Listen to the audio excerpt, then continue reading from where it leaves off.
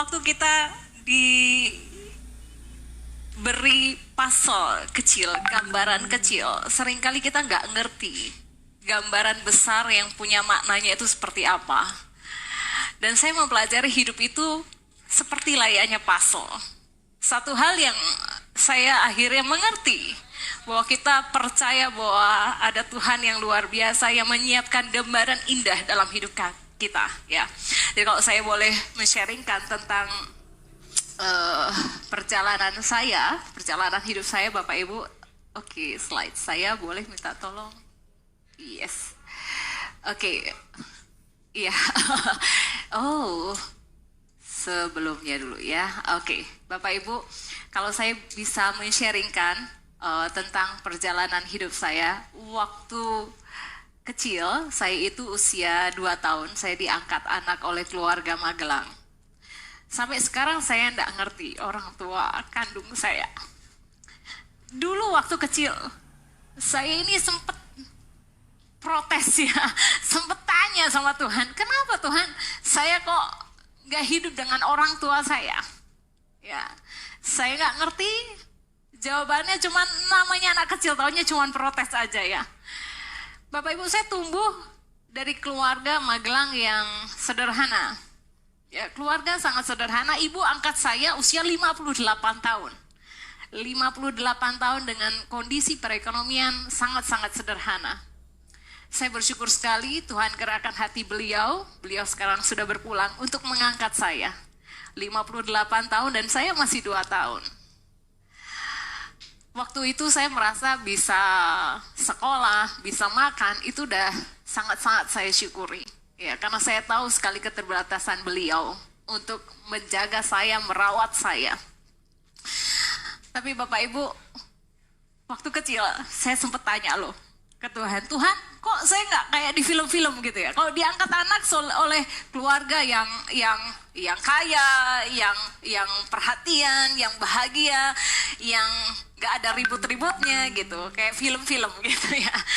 Tapi akhirnya saya sekarang mengerti, nanti saya akan cerita kenapa Tuhan izinkan itu terjadi dalam hidup saya. Saya tumbuh dari keluarga sangat sederhana, satu rumah isinya 3 rumah tangga, Bapak Ibu ya. 3 rumah tangga dengan segala ketidaktahuan mereka untuk menjalin hubungan satu dengan yang lainnya. Iya, bukan suatu hal yang aneh ketika ada salah paham satu dengan yang lainnya. Tapi Bapak Ibu, biarpun kecil saya tumbuh seperti itu, saya bukan berarti tidak ngerti rasanya menjadi orang kaya. Biarpun anak kecil, hidup dari keluarga sederhana, saya bisa membayangkan kok orang kaya itu seperti apa enaknya. Jadi kondisi itu justru saya berpikir, nanti kalau Tuhan izinkan saya besar, saya mau kaya raya. Meskipun saya tidak ngerti caranya seperti apa. Saya tumbuh sampai dengan saya Tuhan izinkan sekolah, lulus SMA, Bapak Ibu. Saya lulus SMA, saya bersyukur sekali Bapak Ibu, saya lulus SMA, Tuhan izinkan saya bisa sekolah ya, sampai dengan SMA, lulus SMA saya menjadi penyiar radio, Bapak Ibu. Puzzle di mana saya menjadi penyiar radio dari karyawan biasa, akhirnya dipercaya mimpin 3 radio. Saya belajar betapa proses itu mengajarkan saya untuk sebuah kesuksesan. Kita butuh waktu, kita butuh perjuangan. Jadi lulus SMA, dipercaya, akhirnya mimpin 3 radio, hal yang saya syukuri. Saya bersyukur sekali pada puzzle saya, di mana saya diberi kesempatan untuk sekolah di radio ya, jadi karyawan di radio. Bapak Ibu, waktu saya selesai di karir saya radio, ya saya itu melihat bahwa versi kaya saya itu tuh berubah. Jadi waktu kecil saya berpikir orang kalau jadi kaya harus jadi karyawan, ya. Begitu saya jadi karyawan, saya berpikir berbeda lagi. Oh, ternyata orang kalau mau jadi kaya itu harus jadi pemimpin. Begitu saya sudah jadi pemimpin, saya berubah lagi versi kaya saya. Orang kalau jadi kaya harus berbisnis, ya. Dan sekarang Bapak Ibu, saat Tuhan izinkan dengan semua hal baik yang saya alami, ya, melalui kendaraan miskin, saya mengerti bahwa ternyata kaya bukan mengenai materi. Saya belajar banyak mengenai itu. Ternyata kaya bukan mengenai materi. Apapun yang ada dalam diri kita yang Tuhan percayakan, sekarang ini apapun kondisinya, kita tetap bisa merasa kaya. Dan mengenai memberi pun bukan mengenai harus waktu kita kelimpahan harta benda. Dengan apa yang kita punya sekarang pun kita bisa menjadi orang yang bisa memberi. Itu pelajaran yang saya rasakan, saya terus bertumbuh Bapak Ibu. Nah, waktu saya menjalankan bisnis Nuskin, sebelumnya saya tuh mengalami puzzle kehidupan di mana ini anak saya Felix ya. Felix sekarang lagi ada di rumah nonton. Felix, thank you ya. Waktu saya mau mulai bisnis Nuskin, Felix usia 7 tahun. Ya, 7 tahun. Sekarang dia 16 tahun kalau Tuhan izinkan Januari, 17 tahun. Saya mengalami puzzle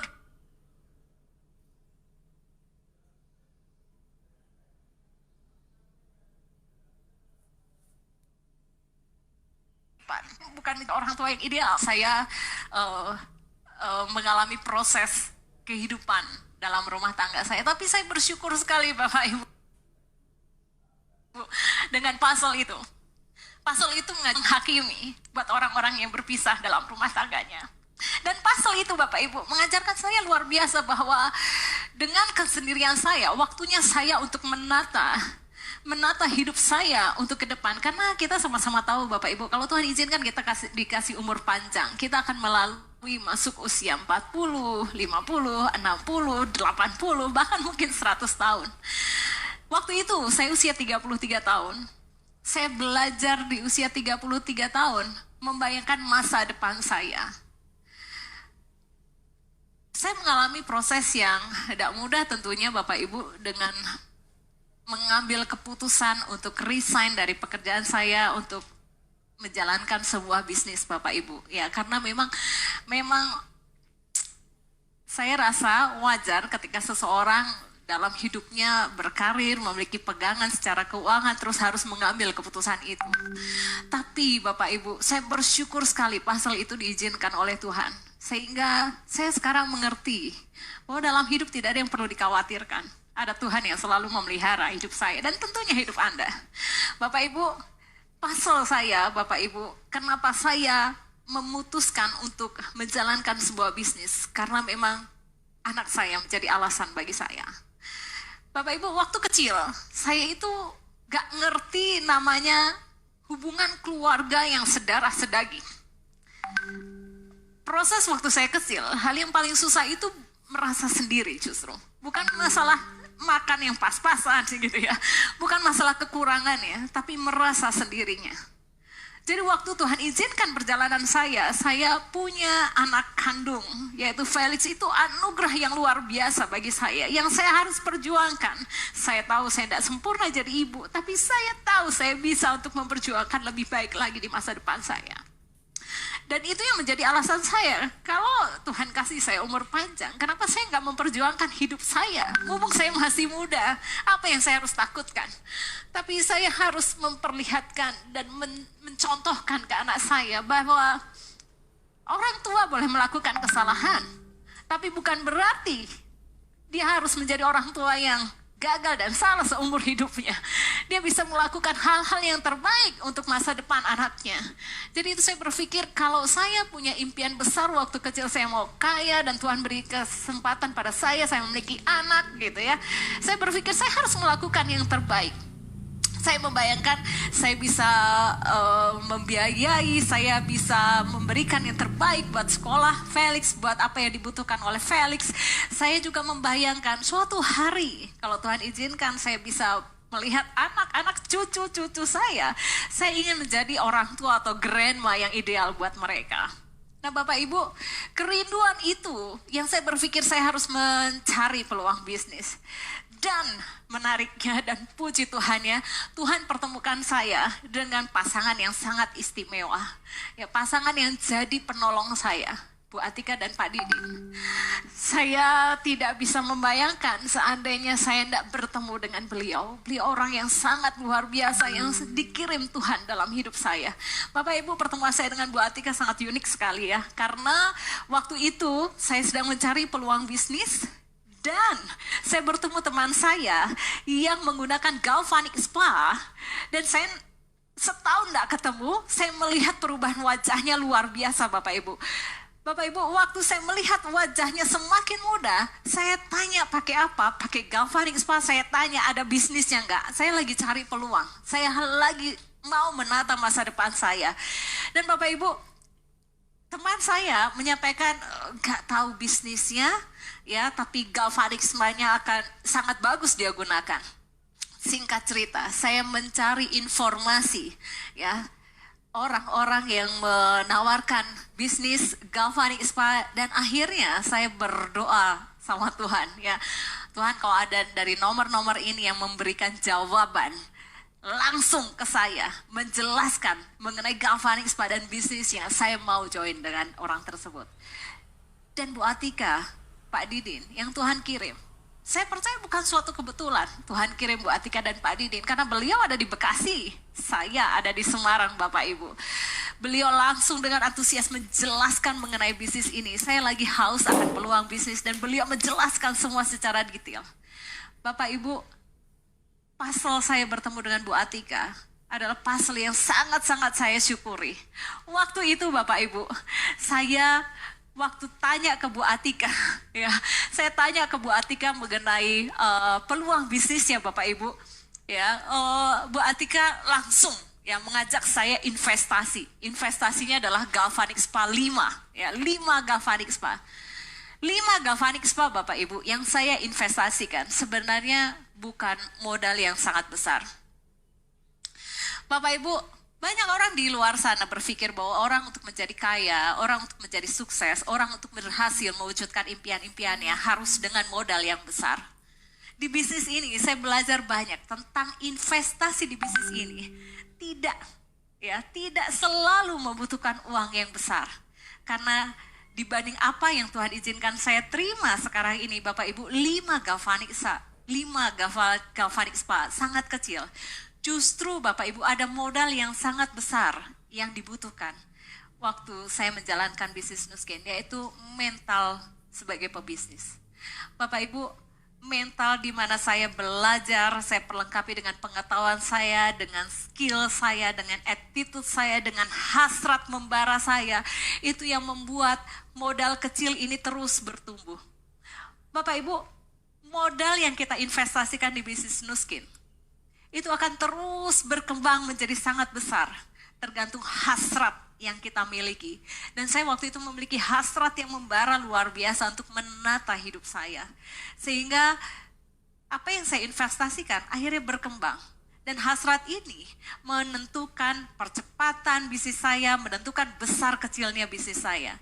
Bicara mengenai investasi ini pun saya belajar dari pendiri Nuskin Bapak Ibu. Pendiri Nuskin dulu memulai bisnis ini berawal dari garasi. Dan sekarang ini nilai bisnisnya triliunan Bapak Ibu. Ada tersebar di puluhan negara, 54 negara.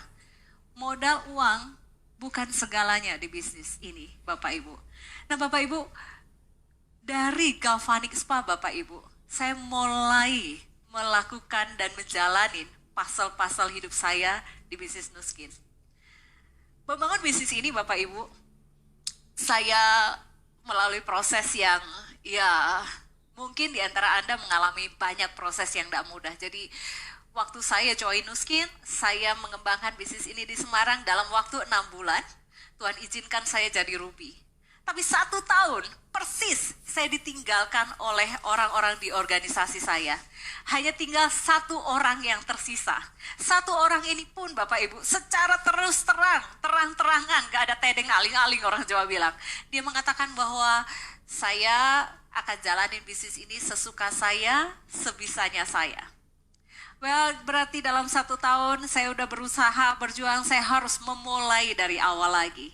Dan Bapak Ibu, pasal ini saya sungguh-sungguh saya syukuri. Karena Bapak Ibu, saya jadi belajar bagaimana mengandalkan Tuhan dibanding mengandalkan diri saya sendiri.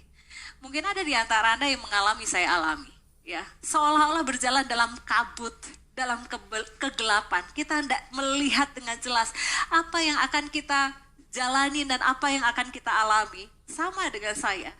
Tapi bersyukur sekali, justru Tuhan menunjukkan pada saya bagaimana untuk tetap berjalan dengan iman.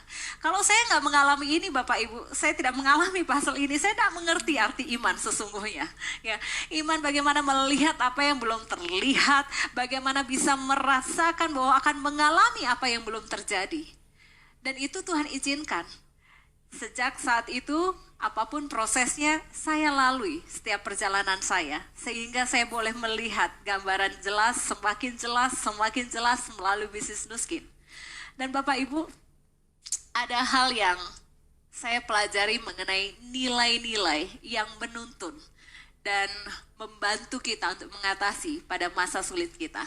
Di bisnis Nuskin, saya mengalami masa sulit saat membangun bisnis Bapak Ibu. Bapak Ibu, masa sulit waktu membangun bisnis tentu dalam perjalanannya akan hampir dibilang setiap orang mengalaminya. Hidup ini Bapak Ibu tidak diciptakan untuk memberikan apa yang kita mau, apa yang kita inginkan. Hidup ini diciptakan untuk memberikan apa yang pantas kita dapatkan. Memantaskan diri dalam proses bisnis ini membuat kita mengalami masa-masa yang dalam tanda kutip kita suka melihat masa sulit. Waktu menjalankan bisnis ini Bapak Ibu, waktu saya harus ditinggal banyak orang, saya belajar bagaimana dalam kehendak bebas saya memilih mau menyerah atau saya berjuang. Nilai-nilai ini yang membuat saya belajar untuk mengatasi setiap tantangan yang ada. Saya memilih untuk berjuang Bapak Ibu. Waktu saya memulai bisnis ini di Semarang, tidak ada kantor, upline juga ada di Jakarta Bapak Ibu. Saya belajar Bapak Ibu, bagaimana membayar harga dalam membangun sebuah bisnis Bapak Ibu. Nilai-nilai kesiapan untuk membayar harga akan bisnis ini, bertanggung jawab akan bisnis ini, tidak menunggu orang lain, tidak mengharapkan orang lain, hanya berharap pada Tuhan dan diri saya sendiri Bapak Ibu. Ini yang membuat saya terus berjalan meskipun prosesnya waktu itu tidak mudah dalam menjalankan bisnis. Saya juga mengalami proses waktu membangun hubungan orang lain. Konsekuensi saat kita berhubungan dengan orang lain Bapak Ibu, pasti akan ada salah paham, pasti akan ada salah pengertian.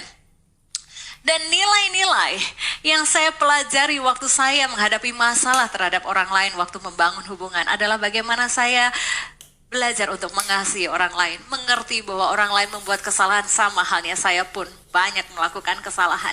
Saya juga belajar bagaimana saya bisa punya kerendahan hatinya untuk bisa memahami orang lain. Saya boleh belajar untuk merendahkan ego saya, melepaskan kesombongan saya. Bapak Ibu, dalam proses di bisnis ini, wah, saya belajar banyak mengenai kesombongan saya, ya. Dan ternyata Bapak Ibu, kesombongan itu kita tidak bicara belum tentu bicara mengenai orang yang sudah memiliki kekayaan. Dalam kondisi susah pun saya mengalami kesombongan Bapak Ibu, merasa hebat. Tapi waktu saya merasa hebat, saya melihat kemana-mana. Ya, di situ saya belajar, pentingnya kerendahan hati, pentingnya merendahkan ego. Saya belajar di upline. Ya, upline dulu selalu ngingetin saya, timbang rekening dengan ego. Kalau egonya tinggi, rekeningnya turun di bawah gitu ya. Saya di bisnis ini juga mengalami proses yang tidak mudah, ya, masa-masa sulit dalam kepemimpinan saya. Bapak Ibu, waktu saya menjalani setahun, 2 tahun, 3 tahun bisnis ini, saya sering kali komplain, ya, kok ini nggak mau nurut, si itu nggak mau nurut. Perasaan niat saya baik, saya sudah kasih tahu yang terbaik, tetapi kok dia nggak mau nurut, malah memusuhi dan banyak hal. Akhirnya nilai-nilai yang membantu saya melewati masa sulit dalam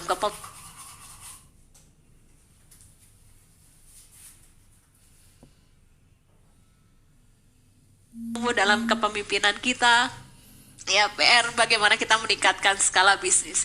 Bersyukur sekali Bapak Ibu, di bisnis ini kita nggak sendirian. Saya sangat bersyukur sekali dalam kepemimpinan upline saya. Saya sangat bersyukur sekali dalam kepemimpinan OTG Indonesia. Bapak Ibu, kalau saya lihat latar belakang saya, terus saya lihat kehidupan saya sekarang ini, oh Tuhan, saya seringkali kalau doa, siapa saya? Saya sesungguhnya tidak punya kemampuannya untuk menghandle seperti layaknya seorang pebisnis. Di mana bisnis yang harus memikirkan kalau mau punya skala yang lebih besar lagi, dia harus memikirkan momentumnya Bapak Ibu ya, membangun momentum. Kalau Anda bisa lihat slide saya ya, seorang pebisnis di luar sana harus bisa membangun momentumnya sendiri, membangun organisasinya, membangun kepemimpinannya. Terus terang Bapak Ibu, saya tidak punya kemampuan itu semua. Saya hanya melakukan sebagian kecil. OTG Indonesia dalam kepemimpinan Bulani Paroni mengubahkan hidup saya, mengubahkan kepemimpinan saya. Apa yang diajarkan oleh upline saya yang sudah lebih dulu menjadi milioner, ya Bu Atika, Pak Didin, Bu Ati, Bu Yus, Pak Abi, Bulani, Pak Roni, itu membantu saya untuk meningkatkan skala bisnis saya, membangun momentum. Anda tidak perlu sendirian Bapak Ibu. OTG Indonesia sudah mengajarkan bagaimana kita bisa membangun momentum bersama-sama. Apa yang diajarkan oleh OTG Indonesia dengan cara recruiting, power of one, ataupun dengan paket-paket yang OTG ajarkan, tawarkan, akan membantu kita bagaimana kita bisa membangun momentumnya recruiting. Bagaimana sistem OTG yang sudah disediakan, kita hanya suruh pakai aja Bapak Ibu, membantu kita untuk membangun momentumnya Bapak Ibu. Dan dalam membangun organisasi, ya tadi sebelum saya presentasi di ruang tunggu, saya bersyukur sekali karena punya upline yang luar biasa, sponsor Bu Atika, ya Pak Didin, yang kita saling bekerja sama. Dalam membangun organisasi pun kita tidak harus sendirian Bapak Ibu ya. Dan ini sangat disyukuri sekali, semakin besar kita punya organisasi, semakin kita tidak punya kemampuan menghandle itu sendiri. Tapi di bisnis Nuskin, lewat OTG System 7, kita bisa membangun organisasi bekerja sama dengan para upline kita, dengan para OTG Indonesia, dengan leader-leader OTG Indonesia yang dahsyat. Dan berikutnya Bapak Ibu, perlu kita membangun kepemimpinan kita. Bicara mengenai kepemimpinan Bapak Ibu, saya semakin menyadari bahwa perlu menjadi pemimpin yang haus akan belajar. Bapak Ibu, saya yang dulu dan saya yang sekarang, manusianya tetap sama. Tubuh saya ya tubuhnya Edeliana. Yang dulu lulusan SMA, ya begini Bapak Ibu. Ya. Otak saya tetap otak yang sama. Yang membedakan hasil yang saya terima dalam hidup saya sekarang ini adalah apa yang di dalam diri saya. Menjadi kerinduan saya ya untuk mengingatkan setiap orang yang terkoneksi dengan saya. Jangan pernah berhenti untuk terus belajar, terus belajar, terus belajar, terus belajar Bapak Ibu. Jangan pernah mengkerdilkan diri sendiri dan menganggap diri sendiri itu tidak bisa menjadi apapun dan siapapun. Karena sesungguhnya kita punya karunia yang luar biasa di dalam diri kita kalau kita tidak membatasinya. Seseorang yang dulu hanya lulusan SMA, seseorang yang dulu tidak mengerti, membayangkan punya semua, Bapak Ibu direkognisi menjadi $1 million circle member Bapak Ibu.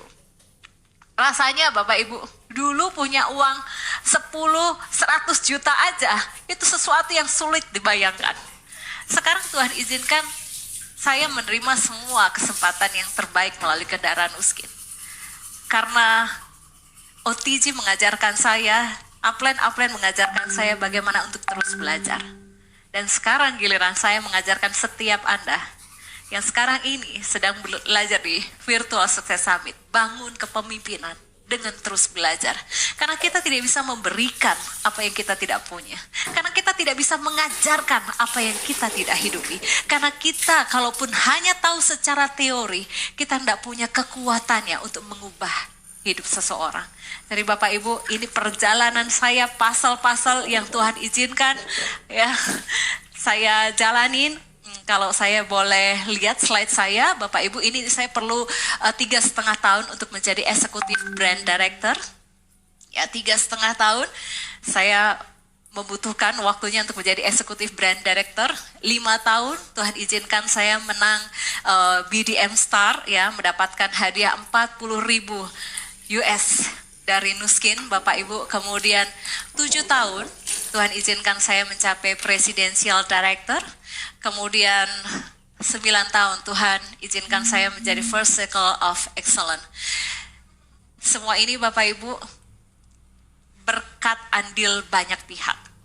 Saya menyadari untuk menjadi sukses, kita perlu ada orang-orang yang Tuhan kirim untuk membantu kita menjadi sukses. Ya, saya bersyukur Tuhan taruh saya di kendaraan Nuskin. Ya, kalau Anda masih meragukan tentang kendaraan ini, percayalah.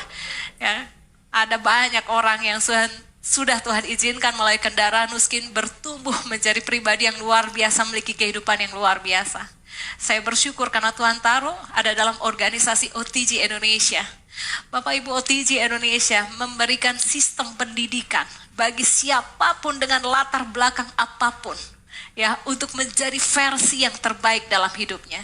Dan saya sangat percaya Tuhan tidak pernah gagal menciptakan manusia. Apapun keadaan dan kondisinya selalu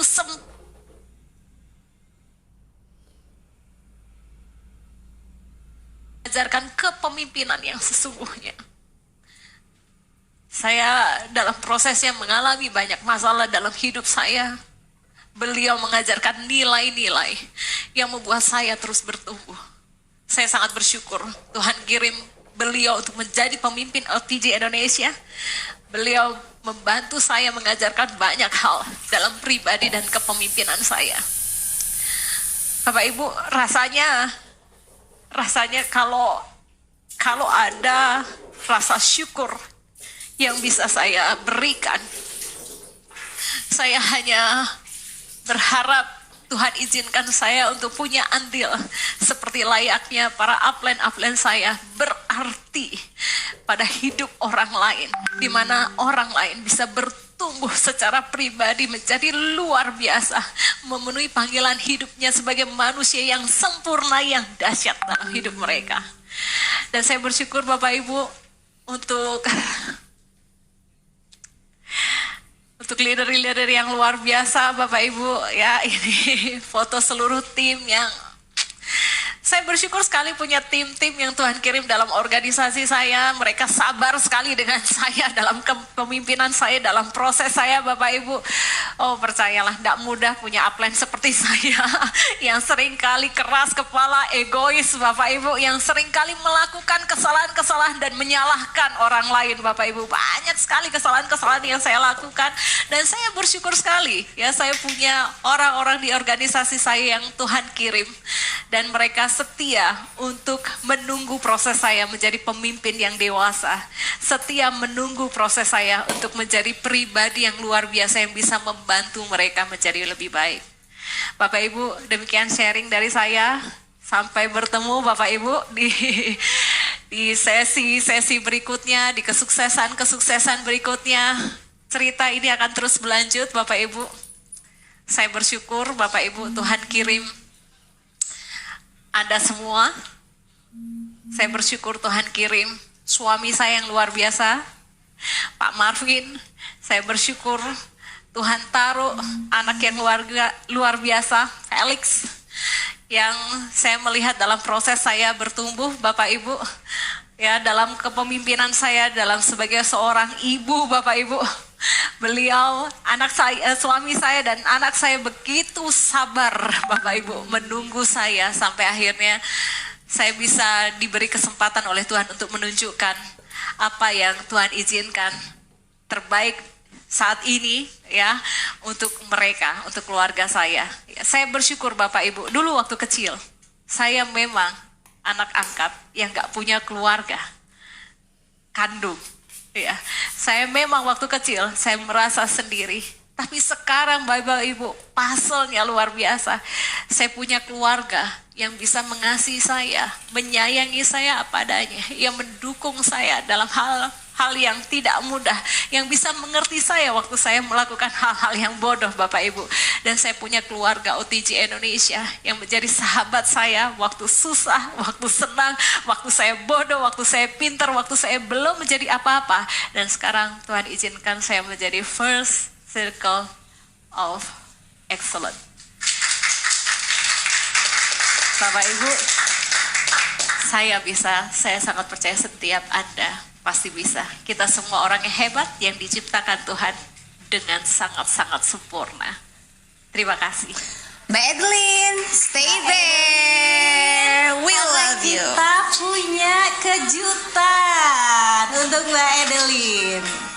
Ya, jadi untuk tetap di atas panggung Mbak Adeline, karena sekali lagi kita akan memberikan kejutan. Selamat sekali lagi untuk Mbak Edeliana Iren. Inilah kejutan dari para downline-nya. Mbak Adeline, selamat. Thank you. Oh, kok saya jadi ikut yang nangis ya? Mbak Adeline, teman-teman yang di Indonesia, teman-teman yang di rumah seluruh Indonesia itu, apalagi timnya Mbak Adeline tuh pengen banget ada di sini. Bener ya teman-teman ya? Bener ya? Saya yakin teman-teman yang di rumah tuh dari Semarang, Papua, mau melakukan apapun itu, mau social distancing kak, mau tes swab, mereka pasti pengen hadir ke sini Mbak ya. Karena ini adalah pencapaian yang bagi kami sangat menginspirasi. Bagi kami ini merupakan contoh yang membuat kami sadar bahwa semuanya bisa. Karena percaya. Dan kami percaya sama Mbak Ed, kami cinta sama Mbak Ed, dan kami ingin berbahagia dengan Mbak Ed. Thank you. I love you. Aku sama Ardi mewakili teman-teman, kami semua menyayangi Mbak Adeline. Terima kasih selalu ada buat kami. Terima kasih selalu setia di saat kami ditinggal banyak orang, dan selalu ada untuk kami.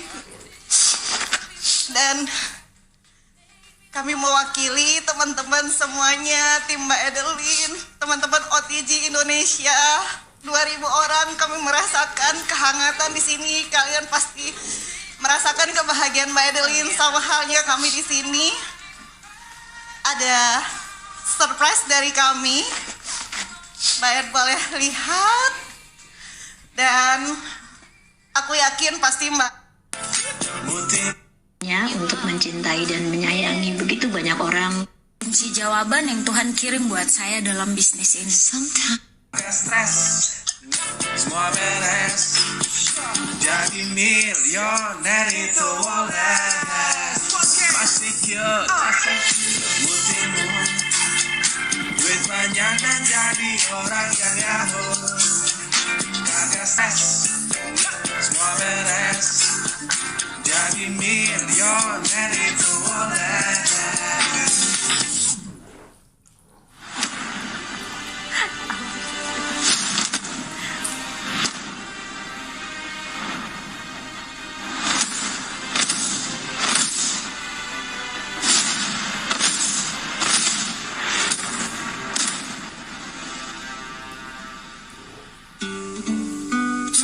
Yang kami ingat dari Mbak Ed bahwa Tuhan tidak pernah bercanda dengan kehidupan kita, sehingga kita pun harus serius dengan bisnis kita dan kehidupan kita. Mbak Ed itu seperti kunci jawaban yang Tuhan kirim buat saya dalam bisnis ini. Sometimes I try to count the ways and reasons that I love you. Saya paling ingat Mbak Adeline waktu itu memberi nasihat, akan ada orang yang datang dan akan ada orang yang pergi, tetapi Tuhan akan selalu menyertai kita kemanapun kita melangkah. Dan orang-orang yang datang dan pergi itu memang orang-orang yang tepat, yang telah ditempatkan Tuhan untuk menemani kita mendapatkan goal yang kita inginkan. Mbak Ed ini saya kenal sebagai sosok wanita yang tangguh, luar biasa menginspirasi, tenang ya pembawaannya dan berwibawa, santai, namun tegas. Kadang-kadang berkata tajam, namun setiap kalimat yang keluar terasa benar banget dan powerful ya, sehingga membuat kita semakin berenergi. Bu aku panggilnya Bu Eja dari zaman di radio. Tahu Mbak Adeline dengar sharingnya selalu ingat apapun itu, selalu Tuhan yang menjadi satu-satunya andalan. Mbak Adeline cinta, hormat, dan takut akan Tuhan ya. Nggak heran setiap pencapaian yang Tuhan izinkan alami sampai dengan saat ini itu merupakan kasih karunia dan berkat dari Tuhan. Itu yang paling saya pelajari banget. Beliau selalu mengandalkan Tuhan dalam segala hal, dan belief itu yang sungguh-sungguh saya pelajari dari beliau. Sosok yang sangat positif dan dia punya energi yang sangat besar. Jadi kalau ketemu Mbak E tuh dari jauh aja baru disenyumin aja udah langsung nyetrum tuh energinya gitu ya. Dari seorang Mbak Adeline saya belajar bagaimana menjadi pribadi yang lebih baik, yang bisa berdamai dengan diri sendiri dan dengan masa lalu, bagaimana menjadi seorang pemimpin yang punya integritas dan juga mau membayar harga. Mbak Adeline, terima kasih. I love you. You are my inspiration. Saya belajar dari Mbak Ed bahwa sukses itu punya pola, namun yang utama nomor satu adalah harus punya hati yang baik, punya ketulusannya untuk mencintai dan menyayangi begitu banyak orang, dan harus berani action dan menyerahkan hal-hal yang tidak bisa kita kendalikan kepada Tuhan yang Maha Kuasa dan yang Maha Esa. Sangat sederhana dan punya hatinya untuk membantu orang lain. Dan beliau membagikan 2 kuncinya kepada saya. Yang pertama, kedekatan kita dengan Tuhan. Yang kedua, mengenai leadership. Beliau itu sangat cerdas dalam mengelola keuangan. Saya juga belajar mengenai kemandirian, keberanian untuk bermimpi besar, dan benar-benar berbicara mengenai merubah masa depan. Beliau lead by example. Yang selalu diajarkan beliau adalah kesuksesan itu adalah tanggung jawab diri kita sendiri, bukan orang lain. Dan Mbak Ed mencerminkan hal tersebut dengan berusaha keras untuk mencapai semua yang sekarang sudah diraih. Mbak Ed adalah sosok introvert tetapi bisa membuktikan bahwa beliau menjadi panutan banyak orang, dan membuktikan kepada saya juga bahwa saya pasti bisa karena saya termasuk orang yang introvert, dan saya belajar banyak dari sosok seorang Mbak Ed. Dulu saya berpikir kerja sama Mbak Ed itu satu impian yang tidak mungkin jadi kenyataan. Tapi pada kenyataannya kami begitu dekat sekali, dan saya merasa bersyukur dapat ilmu dari Mbak Ed, dapat perhatian khusus dari Mbak Ed, dan ini membuat saya benar-benar merasa orang yang paling luar biasa dan paling beruntung di dunia. Terima kasih Mbak Ed, terima kasih. Pertama, Mbak Ed itu adalah orang yang optimis banget. Yang kedua, seorang penebar energi positif. Yang ketiga, solution oriented. Lalu yang keempat, keyakinannya sangat kuat. Jadi setiap goal-goalnya itu pasti akan tercapai. Terbukti ya Mbak Ed hari ini. Nasihatnya yang selalu saya ingat, fokus selalu pada memantaskan diri supaya kita pantas untuk mendapatkan berkat besar dari Tuhan. Mbak Ed terus berkarya, terus diberkati untuk bisa memberkati banyak orang lagi. Yang paling berkesan dengan Mbak Ed, beliau berpesan, apa yang menurut kita baik, belum tentu baik bagi orang tersebut. Yang penting, hati kita harus dibenerin terlebih dahulu, perbanyak kedekatan kita dengan Tuhan. Pengalaman yang paling berkesan yaitu saat kami berempat pergi dengan anak-anak ke sebuah toko sepatu di Paragon. Dan setelah saya bayar, saya itu menengok ke belakang, saya melihat beliau menangis. Saya tanya, kenapa kok menangis? Dan beliau katakan, saya senang melihat Cik Meme sekarang bisa punya uang dan bisa membelikan koko sepatu.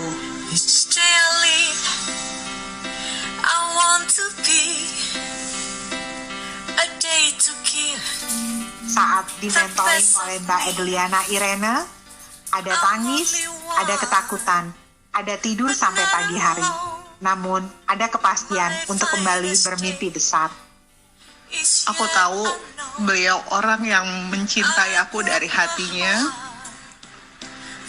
Beliau orang yang memberikan kepercayaan setiap aku melangkah. Aku tahu beliau adalah orang yang selalu menyebut namaku dalam doanya. I love you Mbak Ed.